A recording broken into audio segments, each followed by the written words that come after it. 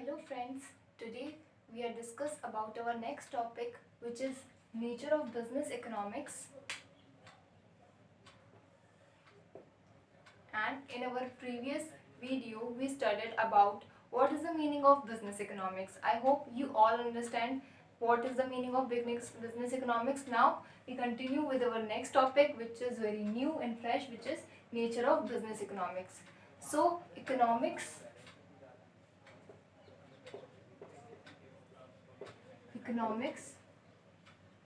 is broadly divided into two main categories, which is microeconomics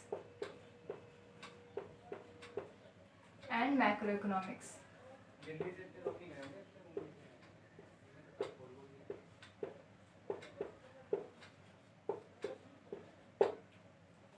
So this main distinction is given by the renowned professor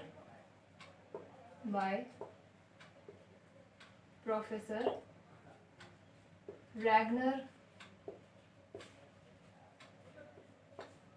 Frisch.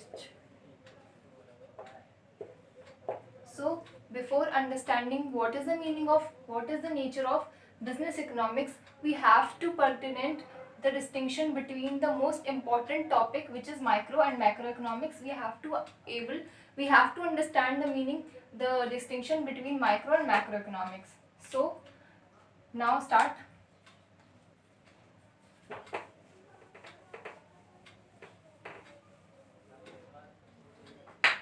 So difference between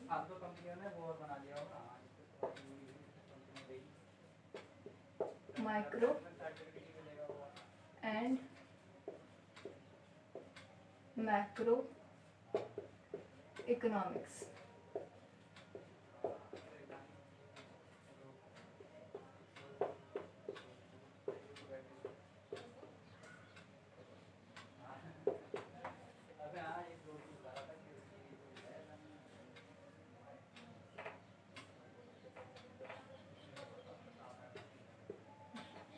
Macroeconomics.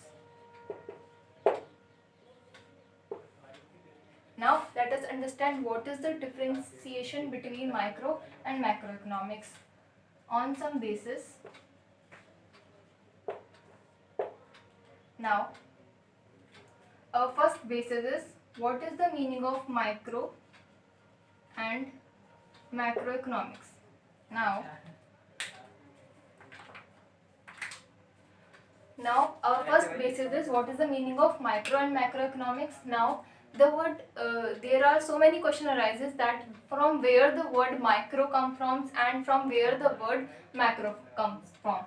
Now the word micro is come from the Greek word micro, MICRO, which means small, and from where the word macro come from, the word macro derived from the Greek word mikra, and mikra means large. Now the next question is flowing in the mind is what is the mean, why micro called as small and why macro called as large. Micro is called as small because in the microeconomics we study about the behavior of individual consumers, individual firms, individual markets, and in macroeconomics, in this we study about the economy as a whole, that aggregate demand, aggregate supply, national income, and other economic issues like poverty, unemployment, and so on. So in macroeconomics we study about individual behavior.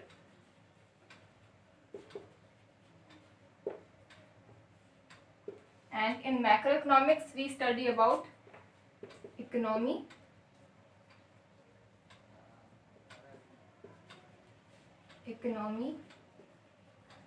as a whole,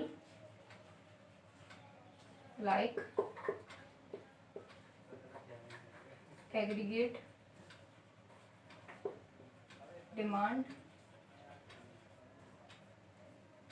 national income, other economic issues. Now the word micro comes from the Greek word mikro, which means small, and the word macro comes from the Greek word mikra, which means large. Why we call micro as large? We call micro as large. Why we call micro as small? Because in microeconomics we study about the individual behavior of a consumer in the market, and in macroeconomics we call it large because in this we study about the whole economy as a whole, because in this we study about aggregate demand, national income, and so many economic issues as a economy as a whole. So our next basis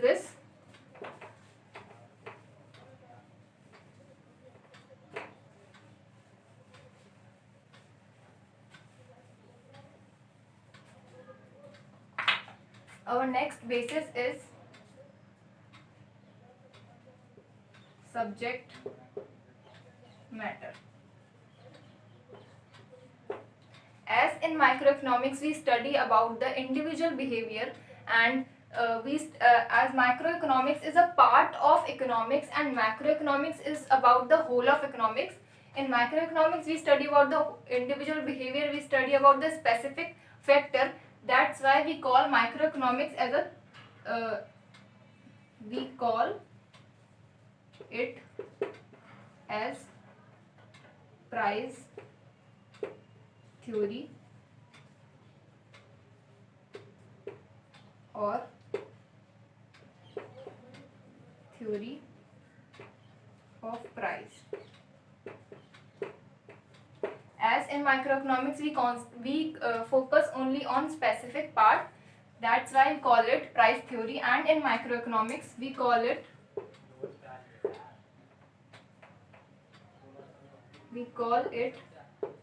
as theory of income and employment. Why we call macroeconomics as a theory of income and employment? As in macroeconomics we study about the income determination to know the economic level, economic development growth in the economy. That's why we call it theory of income and development. So on the basis of subject matter, microeconomics is known as the theory of price or price theory, and on the basis of subject matter, macroeconomics is known as the theory of income and employment. As in macroeconomics we study about the income determination. So our next basis is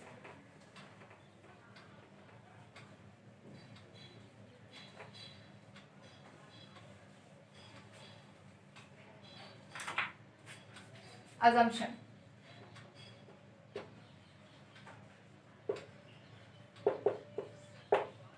As in microeconomics we focus on specific part of economy, focuses on specific part, and microeconomics is a part of as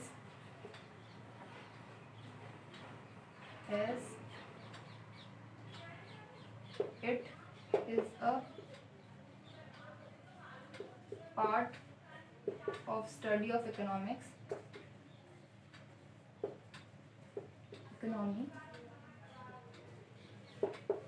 So as we focus on specific part, we ignore the other parts.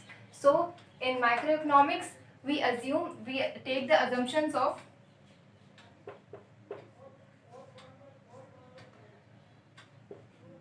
ceteris paribus.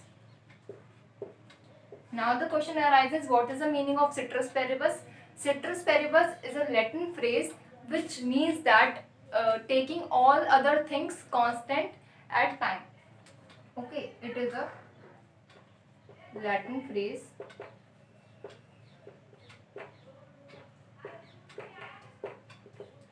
Means uh,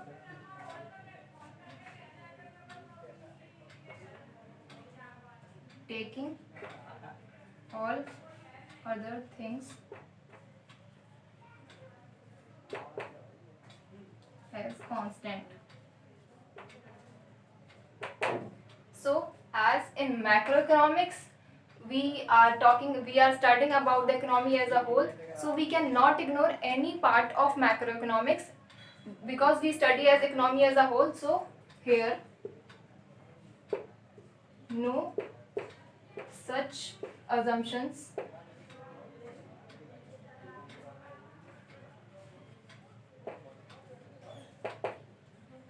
taken,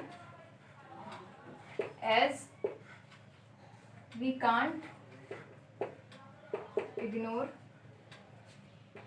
any of the part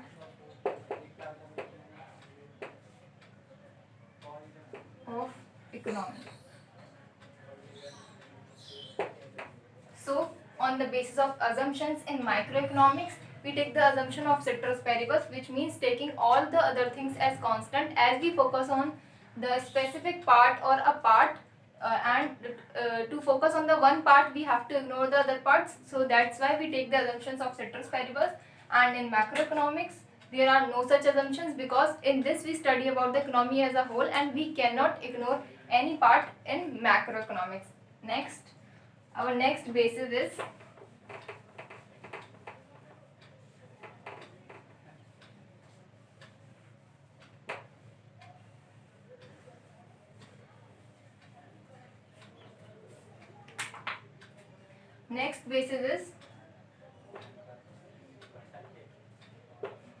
equilibrium. Now the question arises that what is the meaning of equilibrium? Equilibrium means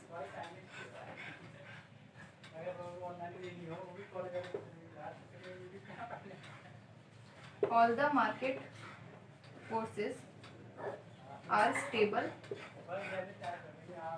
at a point. There is a point in the market where all the market forces are stable, and now what is the meaning of market forces? Market forces is demand of a product and supply of a product. So equilibrium means at a point where all the market forces are stable. So on the basis of equilibrium, microeconomics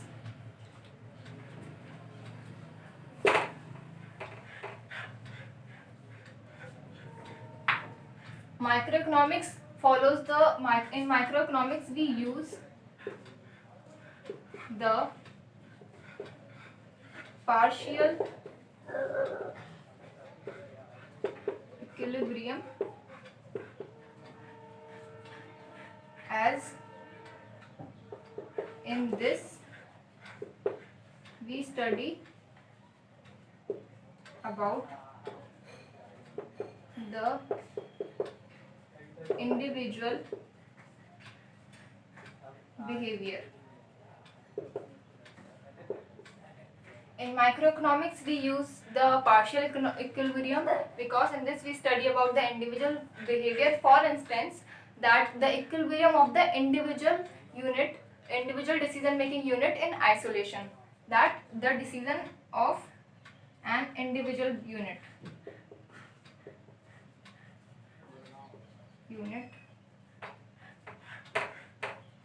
individual decision making unit, equilibrium of individual decision making unit. Okay, and in macroeconomics we use the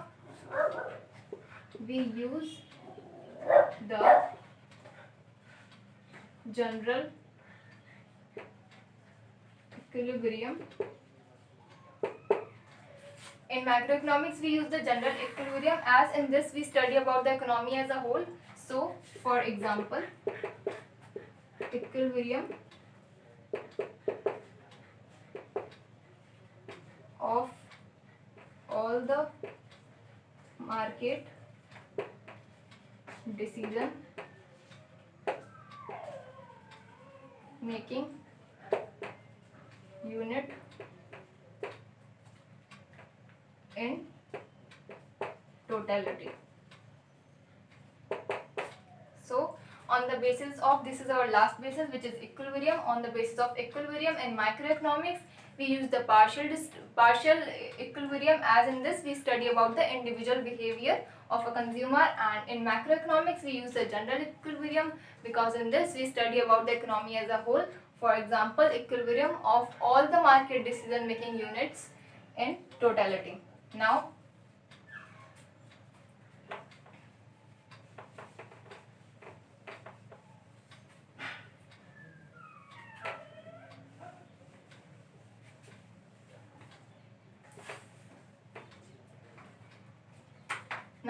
that's all for the differentiation. Now let's we summarize what we studied.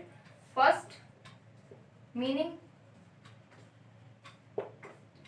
Microeconomics, the word micro comes from the Greek word which is micro, which means small. Why we call it micro as small? Because in microeconomics we study about only the individual behavior of a consumers, of individual firms, individual markets. And in macroeconomics, the word macroeconomics is come from the Greek word which is mikra, and which means large. Why we call it macro as large? Because in macroeconomics we studied about the economy as a whole, like the aggregate demand and aggregate supply, or national income, GDP growth, and other economic issues. And our next basis is subject matter. On the basis of subject matter, microeconomics is known as the theory of price, and macroeconomics is known as the theory of income and employment. And our third basis is assumption. In microeconomics, we take the assumption of ceteris paribus, which is a Latin phrase, and it means that taking all other things as constant. And in macroeconomics, there are no such assumptions to take, because we studied macroeconomics as a whole and we cannot ignore any part. Fourth basis is equilibrium. In microeconomics, we use the partial equilibrium, and in macroeconomics, we use the general equilibrium. So that's it. That's the difference between micro and macroeconomics. Hope you all understand what is the meaning of micro and macroeconomics, and you all understand and able to explain the meaning of micro and macro. So in next video, we talk about our main topic, which is nature of business economics. So till then, bye bye.